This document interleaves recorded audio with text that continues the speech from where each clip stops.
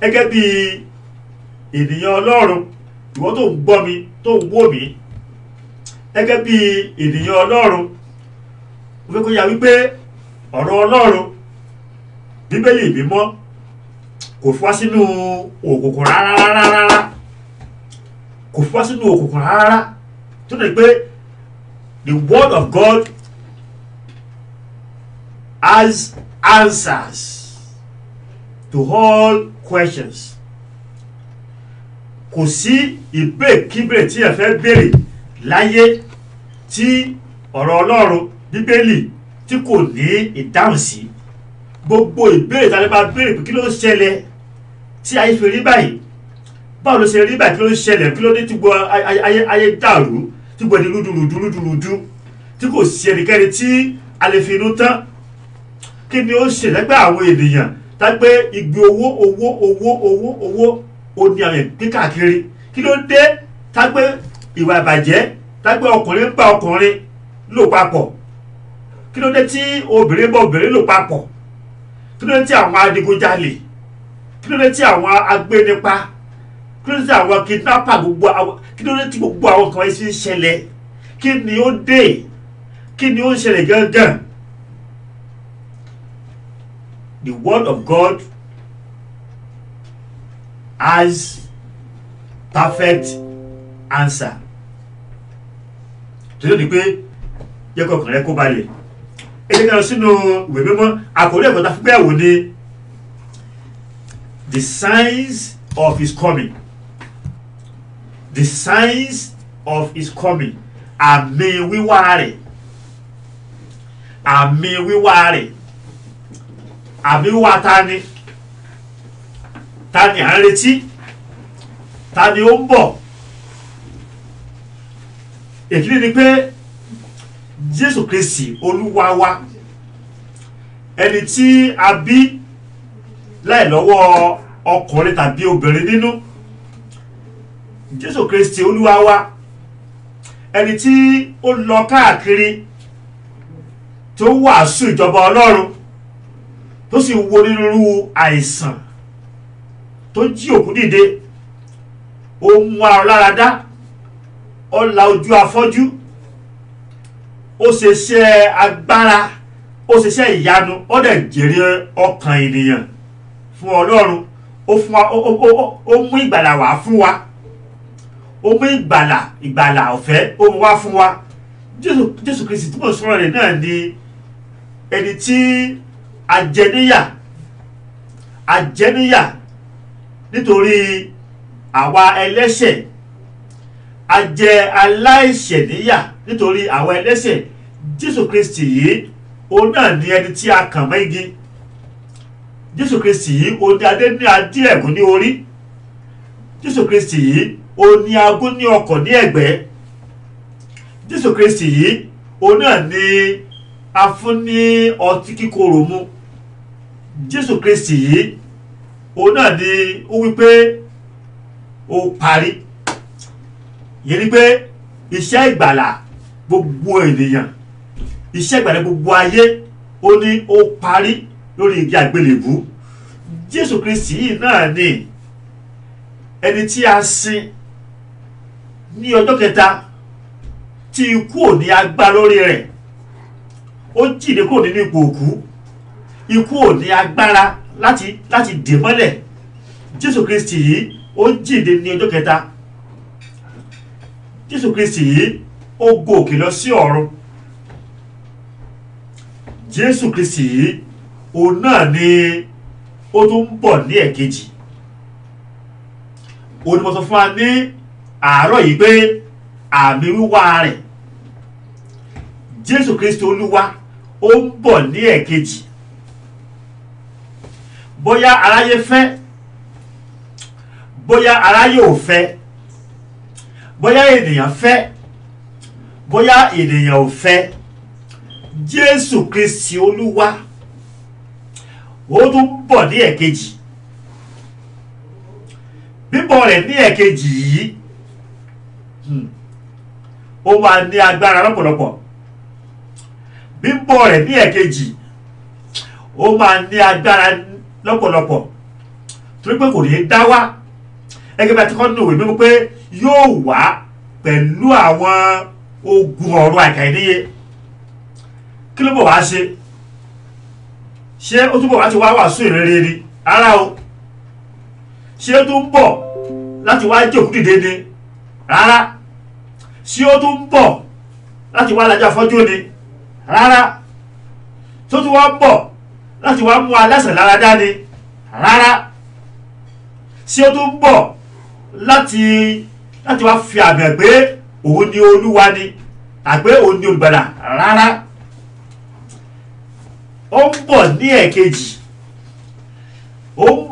ẹ̀kejì láti wá kó àwa àyànfẹ́ lọ sí ilé ayérayé. Ìkíní nìyẹn, àti láti wá ṣe ìdájọ́ ayé tàbí ààyè àwọn tó wà láàyè àti àwọn tó kéde tó ti kú. Ohun tó ń bọ̀ láti wá ṣe ní eléyìí. Now, kí wá ní àmì wíwá rẹ̀? Mo sọ pé nígbà tí a bá wo inú ayé, a ó rí pé àwọn ìṣẹ̀lẹ̀ tó ń ṣẹlẹ̀ nínú ayé ó jẹ́ àwọn ìṣẹ̀lẹ̀ kàyéfì, àwọn ìṣẹ̀lẹ̀ abàmì, àwọn ìṣẹ̀lẹ̀ tágbé tí a bá wò lọ́tùn tó bá wò lósì, a máa béèrè pé níbo ni ayé ń lọ? Kí ló dé tí ayé fi rí bí eléyìí? Ṣé Ọlọ́run wà ní ọ̀run ó kàn wò wá bí ayé ṣe ń lọ náà ni tí ò ní kankan láti ṣe sí? Ṣùgbọ́n wọ́n kẹ́ mọ̀ pé ohun gbogbo tí à ń wò tó ń ṣẹlẹ̀ nínú ayé ó jẹ́ ìmúṣẹ ọ̀rọ̀ Ọlọ́run. Ogun tẹ́lẹ̀ tó ṣẹlẹ̀ yẹ, àwọn abàmì, àwọn ìṣẹ̀lẹ̀ abàmì tẹ́lẹ̀ tó ṣẹlẹ̀ yẹ, ó jẹ́ ìmúṣẹ ọ̀rọ̀ Ọlọ́run. Torí pé ọ̀rọ̀ Ọlọ́run kò lè ṣe kó sí kí ni o kó má ṣẹ. Ó ní bí ayé àti ọ̀run tó bá kọjá lọ, ó ní kínkínní nínú ọ̀rọ̀ mi kì yóò lọ láì ṣe èyí tí ara lásìkò ni o láti ṣe. Nítorí ni pé ogun táwọn wò yẹ tó ń ṣẹlẹ̀ nínú ayé ó jẹ́ àwọn àpẹẹrẹ àmì wá Jésù Kristi Olúwa wa. Nínú ìwé Matthew 24, the book of Gospel according to Matthew, St. Matthew 24. Níbẹ̀ yẹ a rí pé Jésù Kristi ó bá àwọn ọmọ ẹ̀yìn rẹ̀ sọ̀rọ̀, ó pè wọ́n, ó bá wọn sọ̀rọ̀ ìjọba Ọlọ́run. Ṣùgbọ́n ọ̀rọ̀ tó sọ yẹ kò yé wọn, ọ̀rọ̀ yóò yé wọn. Wọ́n wá lọ bá Jésù ní ẹ̀yìn, wọ́n wá béèrè àwọn ìbéèrè kan lọ́wọ́ Jésù wípé ọ̀gá, olùkọ́ni, àwọn kan tẹ́lẹ̀ sọ yìí ó jẹ́ kan tí ó ní agbára. Àwọn ọ̀rọ̀ tẹ́lẹ̀ sọ yìí àwọn ọ̀rọ̀ tó ní agbára ni. Tó pé Jésù sọ fún wọn pé ó ní ẹ wo tẹ́ḿpìlì yìí o, tẹ́ḿpìlì tẹ́ ń wò yìí, ó ní ọjọ́ ń bọ̀ ní Olúwa wí tí òkúta kan kò ní dúró lórí èkejì. Ìyẹn ni pé Jésù sọ fún wọn nípa ohun tó ń bọ̀ wá sílẹ̀ ní ìkẹyìn ayé. Ẹ̀dínkà lọ síbẹ̀, ìwé Matthew 24 verse 3 ká ti bẹ̀rẹ̀. Matthew 24 verse 3. Ẹgbọ́n mi báyìí, ó ní bí ó sì jókòó lórí òkè Ólífì, àwọn ọmọ ẹ̀yìn rẹ̀ tọ̀ wá ní ìkọ̀kọ̀ wípé sọ fún wa, nígbà wo nìkan wọ̀nyí yóò ṣẹ? Kí ni yóò sì ṣe àmì wíwá rẹ̀ àti ti òpin ayé? Wọ́n béèrè lọ́wọ́ Jésù pé kí ni yóò jẹ́ àmì wíwá rẹ̀ àti ti òpin ayé? Kí ni yóò jẹ́ àmì wíwá rẹ̀ àti ti òpin ayé? Arákùnrin àti arábìnrin tó ń wò mí, bàbá, màmá, ẹ̀gbọ́n, àbúrò tó ń wò mí lọ́wọ́lọ́wọ́ báyìí, ayé tí a wà yìí yóò dópin ní ọjọ́ kan. Ayé tí a wà yìí yóò wá sí òpin ní ọjọ́ kan. Ogun tó wà nínú ayé tá ń wò ní bèrèbèrè yìí ní ọjọ́ kan á sí ní o á di òpin. ìbéèrè ni àwọn ọmọ ẹ̀yìn Jésù Kristi náà ń béèrè lọ́wọ́ Jésù olùgbàlà pé olùgbàlà kí ni yóò jẹ́ àmì wà rẹ ní ẹ̀kejì àti wípé kí ni yóò jẹ́ àmì wípé ayé kí ni o ti wá sí òpin. Now verse 4 Jésù sì dáhùn ó sì fún wọn pé ẹ kíyèsára kí ẹnikẹ́ni kí ó má ṣe tàn yín jẹ. Jésù wípé èkìtì tó fẹ́ pé ní ẹ kíyèsára kí ẹnikẹ́ni kó má ṣe tàn yín jẹ. Number 5 nítorí ọ̀pọ̀lọpọ̀ yóò wá ní orúkọ mi wípé èmi ni Kristi wọ́n sì tàn ọ̀pọ̀lọpọ̀ jẹ. Àmì àkọ́kọ́ tí Jésù Kristi sọ̀rọ̀ nípa rẹ̀ wípé kí àwọn ọmọlẹ́yìn kí wọ́n kíyèsára fún òun ni pé kí wọ́n jẹ́ kí ẹnikẹ́ni kó sí ní o kó tàn wọ́n jẹ. Wípé ọ̀pọ̀lọpọ̀ ni yóò wá ní orúkọ òun wípé àwọn ni Kristi. Wọ́n tó ń gbọ́ mi tó sì wò mí ní wákàtí wo àyíká àti agbègbè rẹ ṣé àwọn ọ̀rọ̀ yóò tún máa ṣẹlẹ̀ bẹ́ẹ̀. Rí àwọn ènìyàn tó ń pera wọn ní olùgbàlà tí ẹ fura sí ipò olùgbàlà tí ẹ fura sí ipò Jésù Kristi pé ọwọ́ àwọn ni agbára wà, àwọn lè tú tó bá wu àwọn lè dè ènìyàn, tó bá wu àwọn lè tú yẹn sílẹ̀. Wọ́n sì fi eléyìí wọ́n fi ń tan ọ̀pọ̀lọpọ̀ àwọn ènìyàn wọ́n fi ń tàn wọ́n jẹ. Ẹ wo inú ayé lónìí kẹ́wọ́ tó ń ṣẹlẹ̀. Ẹ wo ìjọ Ọlọ́run lónìí ẹ wò kẹ́ tó ń ṣẹlẹ̀. Ẹ wò káàkiri gbogbo àgbáyé lónìí ẹ wò kẹ́ tó ń ṣẹlẹ̀. Ó ní ẹ kíyèsára. Yẹn ni pé ìwọ àti èmi Olúwa kìlọ̀ fún pé aláti kíyèsára torí pé àwọn èké Kristi àwọn èké Kristi oníwọ́n kí ni ó ní wọ́n wà nìkan bí ọdún tó ti pẹ́ díẹ̀ sẹ́yìn. Arákùnrin kan dìde ní Èkó ó ní pé òun ni Jésù Kristi, wọ́n pè ní Jésù òyìnbó ó ní pé òun ni olùgbàlà. Ó ta àwọn èèyàn jẹ, ó gba ilẹ̀ àwọn ènìyàn, ó gba ilé àwọn ènìyàn, ó gba ohun ìní àwọn ènìyàn. Ó dẹ̀ sọ fáwọn ẹ̀ pé tó bá ti kú o ní ọjọ́ kẹta òun ó jíǹde. Ṣùgbọ́n arákùnrin yẹn láti bí ogójì ọdún sẹ́yìn more than that gan ó ti kú nísinsìnyí o, kò tí ì kéde o, kò tí ì jíǹde, ó sì ń sùn lọ́wọ́. Bẹ́ẹ̀ náà ni àwọn kan ti gbé ara kalẹ̀ wípé àwọn ni Kristi. Ìdí nìta pé ìwọ gẹ́gẹ́ bí ọmọ Ọlọ́run tàbí tó ń gbọ́rọ̀ mi ní wákàtí yìí o láti kíyèsára. Ara mi wá Kristi ní ẹ̀kejì ní eléyìí pé ọ̀pọ̀ nípa nítorí pé ọ̀pọ̀lọpọ̀ yóò wá ní orúkọ mi wípé èmi ni Kristi wọ́n sì tàn ọ̀pọ̀lọpọ̀ jẹ. Àìmọye ìtànjẹ ló wà káàkiri ayé ní àkókò yìí. Àìmọye ìtànjẹ olówà tí àwọn èèyàn kí ni o tó fi ń tan àwọn èèyàn jẹ. Ẹni wo tó sọ níbẹ̀ yẹn àwọn ìwé Matthew 24 verse 6 ó ní ẹ̀yin ó sì gbúrò ogun àti ìdágìrì ogun. Ó ní ẹ kíyèsí kí ẹ̀yin kó má ṣe jáyà nítorí gbogbo nǹkan wọ̀nyí kò lè ṣe kí ó má ṣẹ ṣùgbọ́n òpin kì í ṣe ìsinsìnyí.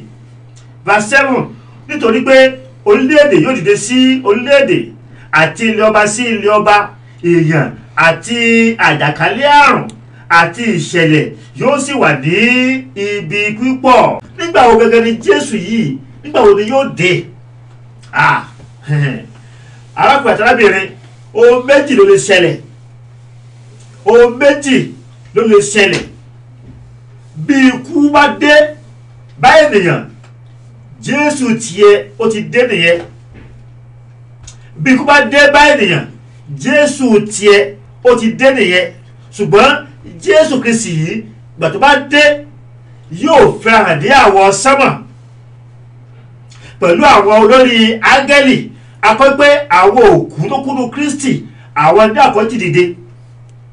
Lẹ́yìn eléyìí a ó wá yí àwọn tó wà ní ààyè a ó yí wọn ní ara padà a ó sì fò pẹ̀lú rẹ̀ lọ sí òkè ọ̀run. Nítorí ni pé Ọlọ́run kò fi ìlérí rẹ̀ jáfara nípa ti wíwá ọmọ ẹ̀ ní ẹ̀kejì, ṣùgbọ́n kò fẹ́ kí ẹni kó ṣègbé. Ìfẹ́ Ọlọ́run pé kí gbogbo ènìyàn kó wá sí ìrònúpìwàdà kí ọjọ́ náà kó tó dé. Jẹ́ kó yọ wípé ogun tó wà ní ayé táwọn wò ní mèremère yìí ní ọjọ́ kan òkú yóò dé bá wọn. Ṣé mọ̀ nínú Bíbélì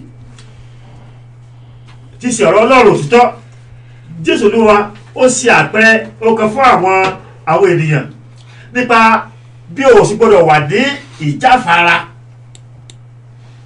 Yorùbá ní pé ìjáfara ó léwu, ìjáfara ó léwu. Wo ọ̀rọ̀ tó ń gbọ́ ní òní yìí, Ọlọ́run dá ọ sí ayé kó lè bá gbọ́ ọ̀rọ̀ yìí ni. Ọ̀rọ̀ tó ń gbọ́ ní wákàtí yìí, Ọlọ́run dá ọ sí pé kó lè ní àǹfààní láti gbọ́ ọ̀rọ̀ yìí ni. Àwọn kan ò gbọ́ ọ̀rọ̀ yìí, wọ́n dẹ̀ ti kọjá lọ.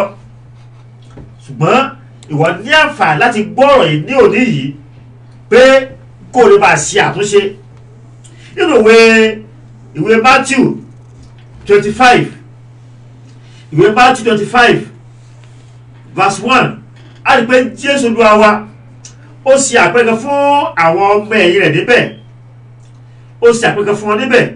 Ó ní pé nígbà náà ni a ó fi ìjọba ọ̀run wé àwọn wúńdíá 10 tí ó mú fìtílà wọn tí ó sì jáde lọ nípàdé ọkọ ìyàwó. Ẹ máa wò bẹ́ẹ̀ yẹn, àwọn wúńdíá 10 òun ló fẹ́ pàdé ọkọ ìyàwó. Wúńdíá ni wọ́n. Kí ni wúńdíá túmọ̀ sí? Wúńdíá ni obìnrin tí ò tí ì súnmọ́ ọkùnrin kankan rí rárá, tó wà ní ipò pípé ní ara, ní ọkàn àti ní ẹ̀mí. 10 ni wọ́n. Tàbá láàyè ẹ lọ ka ibẹ̀ yẹn, ìwé Matthew 25 from verse 1. Ó ní wúńdíá 10. Kí ni wúńdíá túmọ̀ sí nínú ẹ̀mí? Ó túmọ̀ sí ẹni tí ó rìn déédéé. Wúńdíá túmọ̀ sí ẹni tó ń gbé ìgbé ayé òdodo. Ó túmọ̀ sí ẹni tó ń gbé ìgbé ayé mímọ́. Ó túmọ̀ sí ẹni tí kò bà ara rẹ̀ jẹ́. Ó túmọ̀ sí ẹni tí ó wà ní ìlànà Ọlọ́run. Ohun tí wúńdíá tó túmọ̀ sí nìyẹn. Ṣùgbọ́n àwọn mẹ́wẹ̀ẹ̀wá yìí wọ́n ń retí ọkọ ìyàwó. Wípé ọkọ ìyàwó ó ń bọ̀ wá. Ṣùgbọ́n ọkọ ìyàwó yìí kò sọ ìgbà tí àkókò fún wọn tó ń bọ̀. Ó kàn ní pé mò ń bọ̀ o, ẹ máa fojú sọ́nà o, ìgbà tí ẹ ò lérò ni mo lè dé o, ẹ má sùn o, ẹ má wo o, mò ń bọ̀ kankan. Bẹ́ẹ̀ náà ni ìwọ náà ń di àrò jẹ́ lọ́wọ́ Ọlọ́run. Ní òwò tó bá gbègbè ayé tí ó ti Ọlọ́run lọ́rùn, tó ń fi ọkàn rẹ fún nígbà gbogbo, tó fi ayé rẹ fún, tó rìn nínú ẹ̀ṣẹ̀ mọ́, tó rìn nínú ara mọ́, nígbà yẹn ó di wúńdíá. Ṣùgbọ́n nítòótọ́ wúńdíá ni wọ́n, ṣùgbọ́n a kọ́ pé àwọn 5 jẹ́ ọlọ́gbọ́n. Ṣùgbọ́n àwọn 5 wọ́n jẹ́ òmùgọ̀, wọ́n jẹ́ aláìgbọ́n. Kí ló mú àwọn 5 jẹ́ ọlọ́gbọ́n tí àwọn 5 yòókù tó fi jẹ́ aláìgbọ́n? Ó ní wípé wọ́n ń retí ọkọ ìyàwó, wọ́n sì mú àtùpà wọn dání. Àwọn tó jẹ́ 5 àwọn ń fi epo sínú àtùpà wọn, wọ́n fi epo tó ṣẹ́kù sínú àtùpà wọn, nítorí pé wọ́n ti mọ̀ wípé ọkọ ìyàwó alẹ́ ní yóò pẹ́ kó lọ yá, alẹ́ ní yóò yá kó lọ pẹ́, ṣùgbọ́n epo gbọ́dọ̀ wà nínú àtùpà wọn. Ṣùgbọ́n àwọn wúńdíá 5 kejì tí wọ́n jẹ́ aláìgbọ́n yìí, àwọn ọ̀sẹ̀ bìkítà tí wọ́n kàn gbé àtùpà lásán, wọ́n kàn gbé dání ni. Bẹ́ẹ̀ dẹ̀ ni àwọn náà retí ọkọ ìyàwó kó dé. Ṣùgbọ́n kí ló ṣẹlẹ̀? Lójijì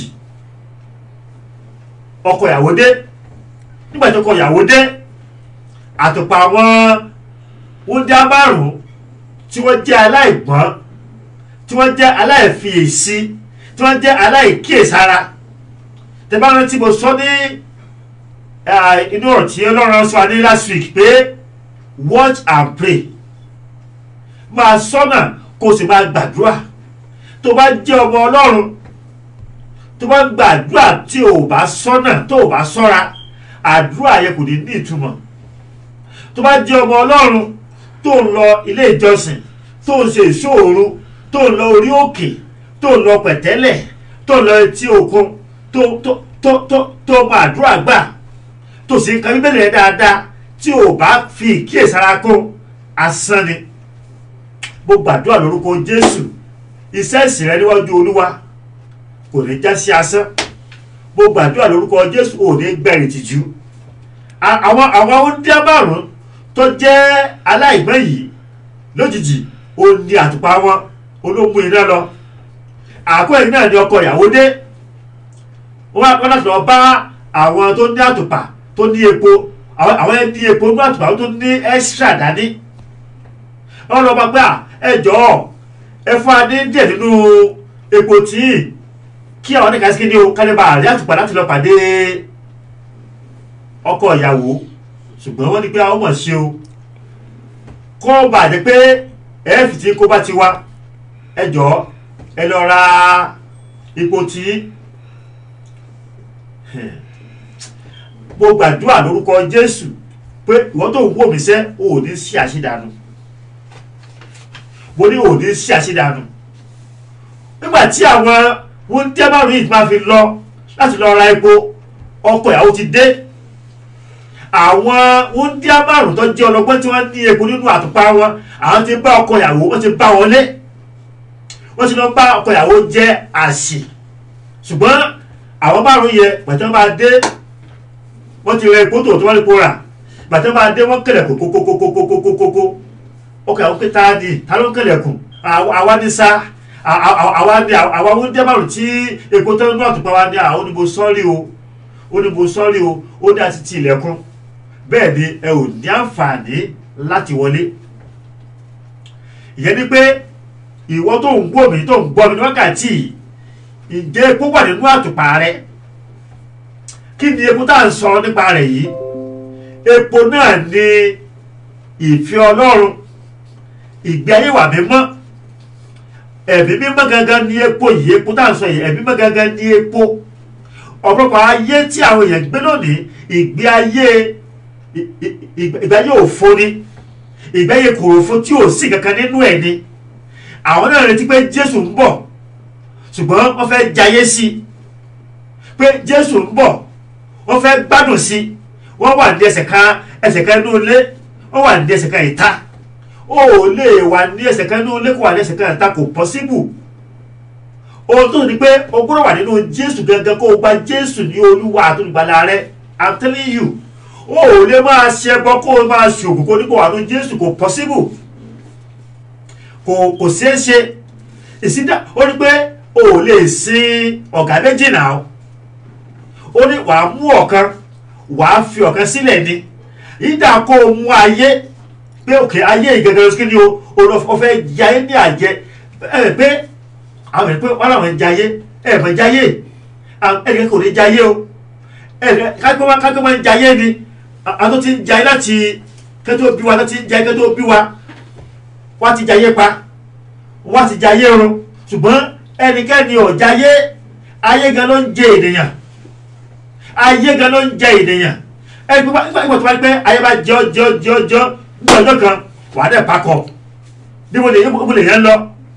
Inú ilẹ̀ náà ni ẹsẹ̀ mẹ́fà. Yẹ pé ayé sí kéde o ti jẹ́ nìyẹn. So kò sí kankan tó wà nínú ayé ju pé kó o gba Jésù ní Olúwa àti Olùgbàlà rẹ.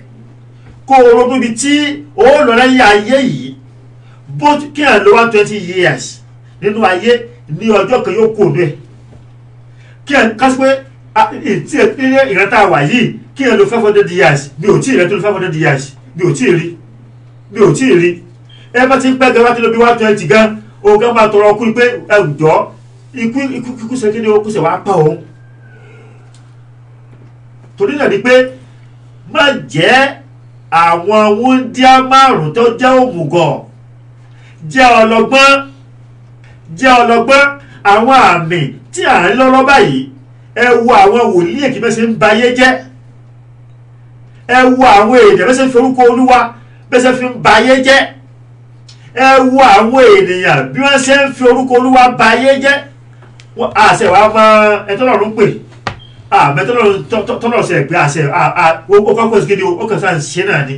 Ṣùgbọ́n ní ọjọ́ kan oníṣẹ́ ń bọ̀, ó ní pé a ya ewúrẹ́ àti àgùntàn, a ó yà wọ́n sípa, a ó yà wọ́n sọ́tọ̀. Nítorí náà jọ̀wọ́ mo rọ̀ ẹ́ ni, má ṣe fi ìgbàlà rẹ dá ọ̀la. Gba Jésù Kristi ní Olúwa àti ìgbàlà rẹ. Ó ní òní gẹ́gẹ́ ní ọjọ́ ìgbàlà rẹ. Òní yìí gangan bó ṣe ń gbọ́ yìí, òun ní ọjọ́ ìgbàlà tó pé a ò mọ̀ bóyá àárọ̀ ni o, bóyá ọ̀sán ni o, bóyá ìrọ̀lẹ́ ni o, bóyá alẹ́ ni o, bóyá ọ̀gànjọ́ òru ni o. Òní dídé rẹ̀ yóò dé, ẹnikẹ́ni kò mọ̀. Wọ́n béèrè àwọn ẹ̀rọ pé Olúwa sọ fún wa nígbà wo ni ó lè bí gẹ́gẹ́ ò mọ̀. Ó ní àfi bàbá mi tí ń bẹ ní ọ̀run nìkan kí ni o, olómọ ìgbà tí àkókò. Nítòótọ́ owó dára, yes, owó la fi ń ṣayé, yes, ìfẹ́ lórí kókó ní owó, ìfẹ́ lórí kókó kọ́ ilé, ìfẹ́ lórí kókó bí ọmọ, ìfẹ́ lórí kókó níṣẹ́ rere lọ́wọ́, ìfẹ́ lórí kókó kí ayé ẹ̀ kó ní ìtumọ̀. Ṣùgbọ́n síbẹ̀síbẹ̀ ó ní pé ẹ tètè wá ìjọba Ọlọ́run àti òdodo rẹ̀. Seek ye first the kingdom of God and his righteousness, and every other thing, every other thing, that's not the priority.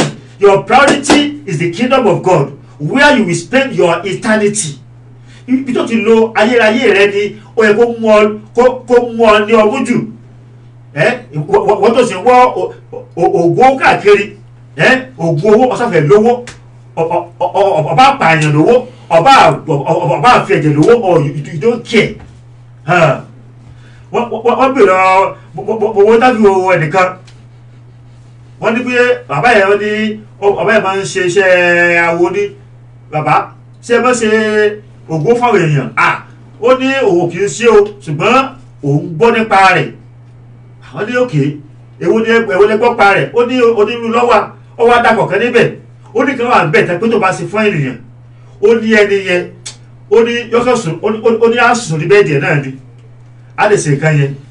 Ó ní ó kéré tán, ó ní 45 million naira máa wọ àkáǹtì ẹni yẹn. Bẹ́ẹ̀ ni ó ní 45 million naira ó ló máa wọ àkáǹtì ẹni yẹn. Ó ní ṣùgbọ́n o ẹni yẹn ó ní ọdún 9 péré ó ló máa lò láyé. Ọdún 9 péré ló máa lò láyé. Ẹ wá gbọ́ kí wọ́n ní àǹfààní owó tó lé káàkiri gangan lágbé ọ̀wà gbádùn rẹ̀. Àbí tí wọ́n bá dá ọdún 9 fún ọ, ọdún kìíní inú rẹ̀ ọmọ ọdún pé yes, ó sì ní ọdún 8, ọdún kejì, ọdún kẹta, ọdún kẹrin, ọdún karùn-ún, tó bá dá ọdún 9 nígbà yẹn ní ìbàjáskídé ọwọ́ adé. Ìyẹn nìkan kọ́ ọ̀run àpáàdì, inú ní ọ̀run àpáàdì. Gbogbo àdúrà lórúkọ Olúwa, ọ̀run àpáàdì kò ní jẹ́ ìpín rẹ̀, ọ̀run àpáàdì kò ní jẹ́ ìpín mi. Nítorí náà kí ló ń ṣe ni pé èkíní ni pé jẹ́wọ́ ẹ̀ṣẹ̀ fún Olúwa. Ipe Olúwa bó ṣe rí nìyí, jẹ́wọ́ fún Olúwa.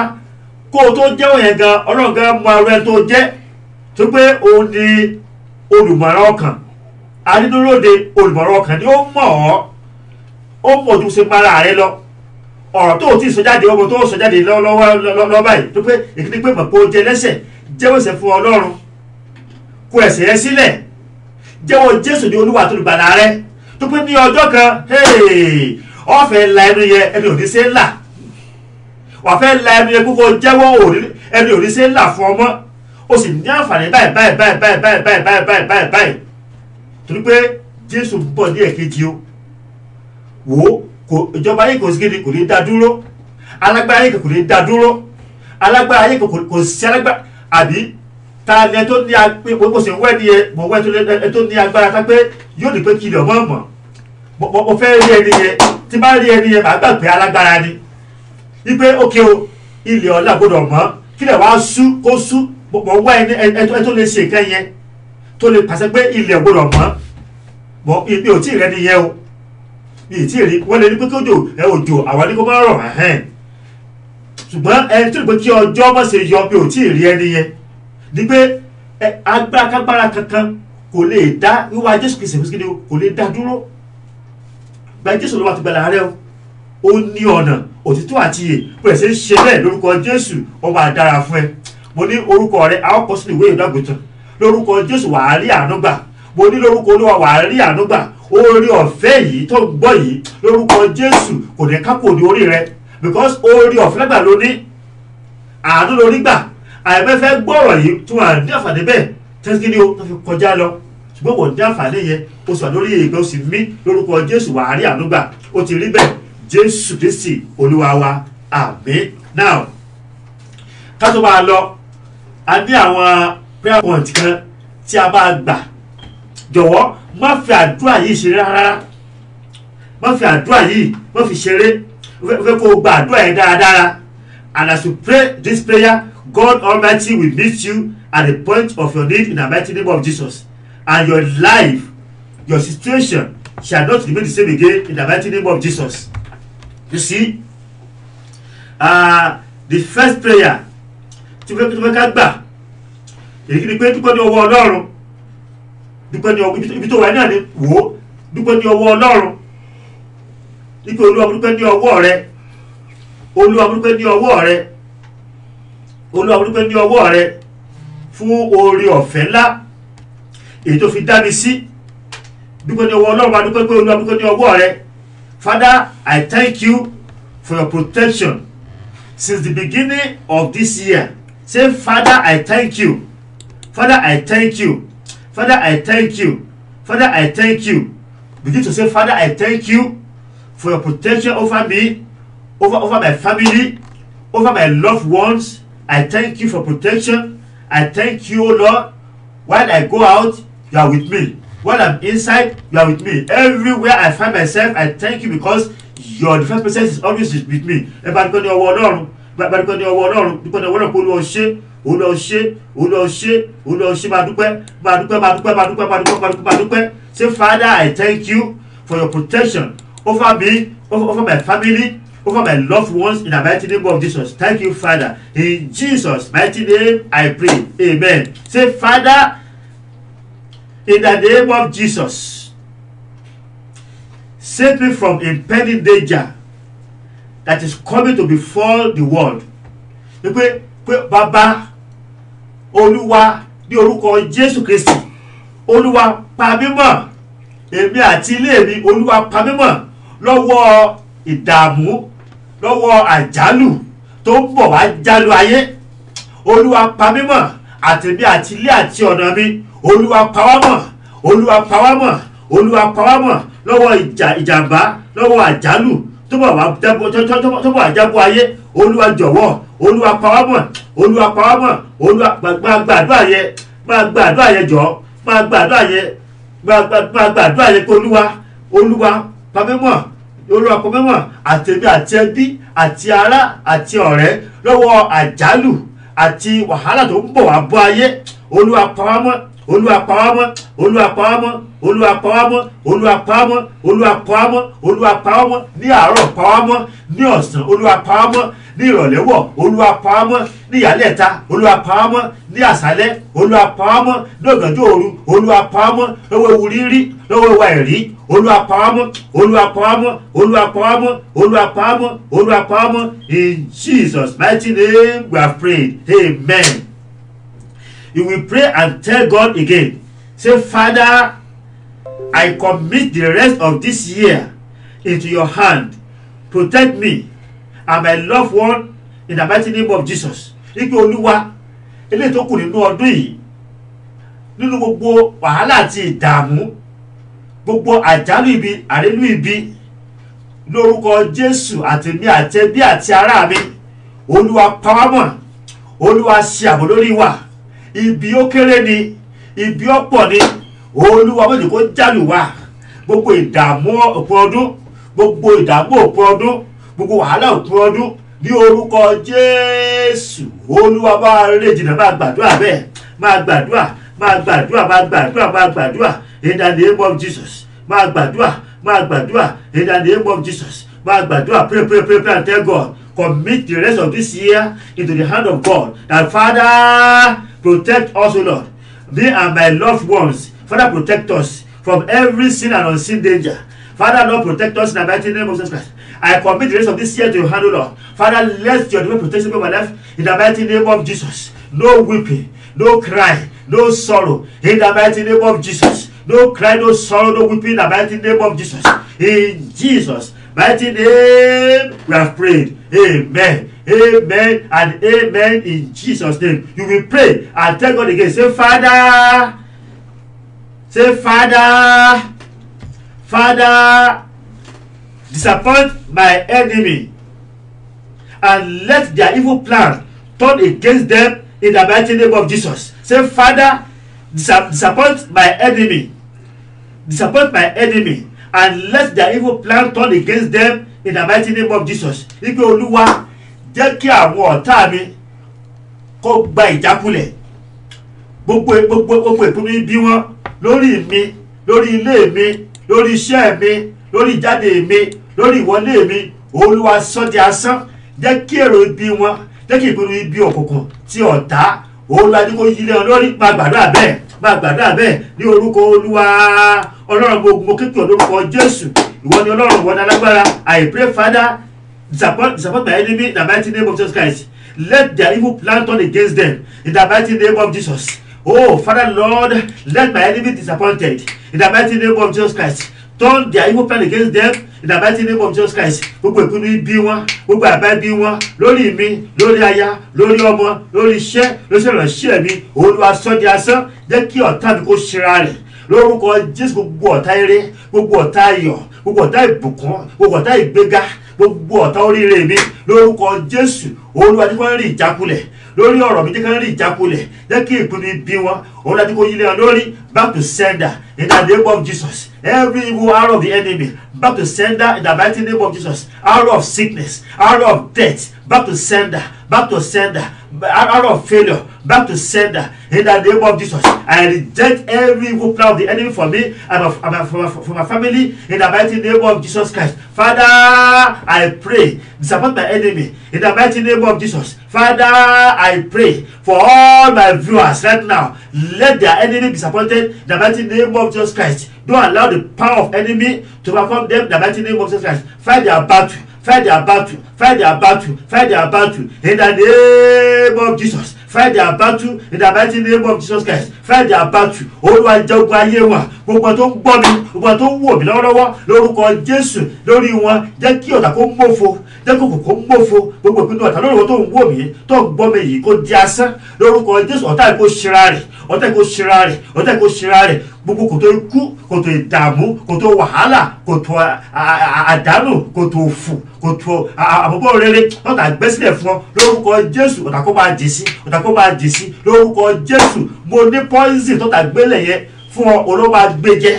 O ò ní jẹ poison yẹn tọ̀tá ni lórúkọ Jésù. Ọ̀tá tó fẹ́ kó commit suicide yẹn lórúkọ Jésù olóò máa bínú kú. Ọ̀tá ló máa bínú kú lórúkọ Jésù. Mo ní ọ̀tá rẹ̀ gangan tó ro ikú rọ̀ yẹn olóò máa kú in your stead in the mighty name of Jesus. O ti rí bẹ́ẹ̀ in Jesus mighty name, in the mighty name of Jesus Christ. Amen.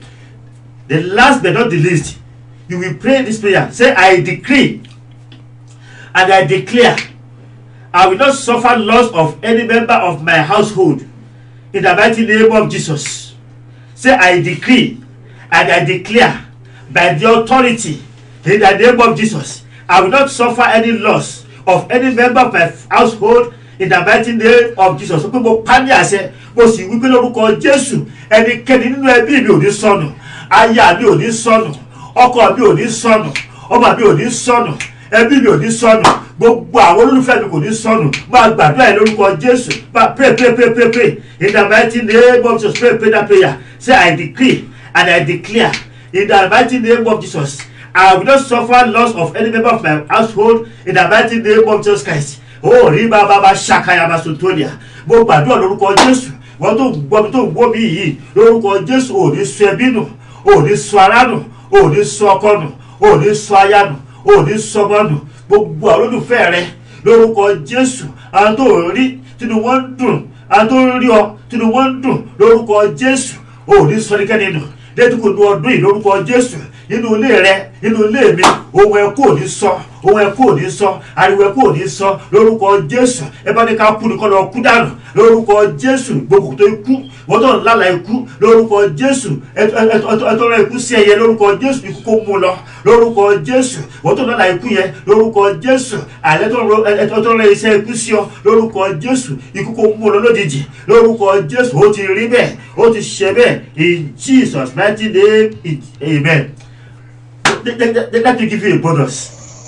You see, I like prayer too much. Let me give you one more prayer point before we call it a day. Say, Father, in the name of Jesus. Father, in the name of Jesus. Destroy all evil contractor. Destroy all evil contractor assigned to destroy me in the name of Jesus. Say, Father, in the name of Jesus. Destroy all evil contractor. Wo àwọn kan wà,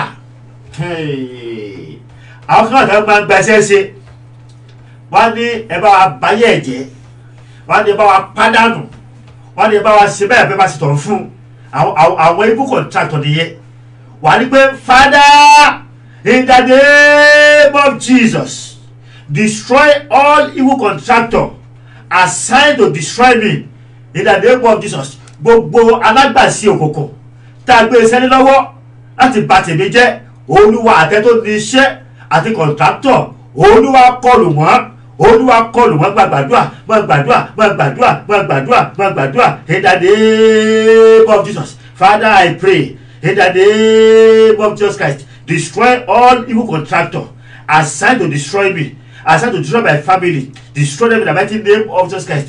Every evil contractor assigned to destroy me, to destroy my ministry, to destroy my life, to destroy my destiny, Father, I pray, destroy them in the mighty name of Jesus Christ. Olúwa gbọ́ tá gbé iṣẹ́ rán, wọ́n ta gbé iṣẹ́ lọ́wọ́ láti kọlù mí, láti kọlù ilé mi, láti kọlù aya, láti kọlù ọmọ, láti kọlù iṣẹ́ ìránṣẹ́ mi lórúkọ Jésù. Olúwa kọlù wọ́n, Olúwa kọlù wọ́n, ẹ bá kọlù wọ́n. Àti kọ́ gbé ní Síónì, a gbé òkúta kankan síbẹ̀, a pè ní òkúta ìdìgbòlù. Ìpẹ́nikẹ́ni tí wọ́n kọlù òkúta yìí yóò fọ́ yágáyágá ni. Ṣùgbọ́n ike tó kì bá rọ́ọ̀lù yóò lọ lúbúlúbú lórúkọ Jésù. Ẹ bá kọlù mí, tó bá kọlù aya, tó bá kọlù ọmọ, tó bá kọlù iṣẹ́ mi, tó kọlù iṣẹ́ mi lórúkọ Jésù. Olúwa lọ lúbúlúbú lórúkọ Jésù. Olúwa lọ lúbúlúbú lórúkọ Jésù. Agbákápára, ipákípá, ẹ̀míkẹ́mí, ẹnikẹ́ni, èèyànkéèyàn ní orúkọ Jésù tó gba ẹsẹ̀ sí lọ́wọ́ kòkò nítorí tèmi, tó lóò ní sùn, tó lóò ní wo, tó lóò ní jẹ, tó lóò ní mu, tó lóò ní rí òòrùn nípa tèmi lórúkọ Jésù. Òkúta ìgbòlù ó yá máa kọlù wọ́n, máa kọlù wọ́n, máa kọlù wọ́n, máa kọlù wọ́n, máa kọlù wọ́n. Gbogbo tó ń wò mí yìí, gbogbo tó ń gbọ́ mi yìí, tó láǹfààní tó rọ̀ láti máa wò mí wákàtí Olúwa. Gbogbo ẹnikẹ́ni tó gba ẹsẹ̀ lórí rẹ lórúkọ Jésù láti bà tiẹ̀ jẹ́, láti pa ọ́ lọ́kọ, láti pa ọ́ láya, láti pa ọ́ ní ọmọ, láti pa iṣẹ́ rẹ run. Orí bàbá sàǹtáyà kàhórí bá sàǹtá kàhádì bá sọ̀tólìà. Bọ́wọ́ Olúwa gbọ́ Olúwa lọ́ra yìí lọ.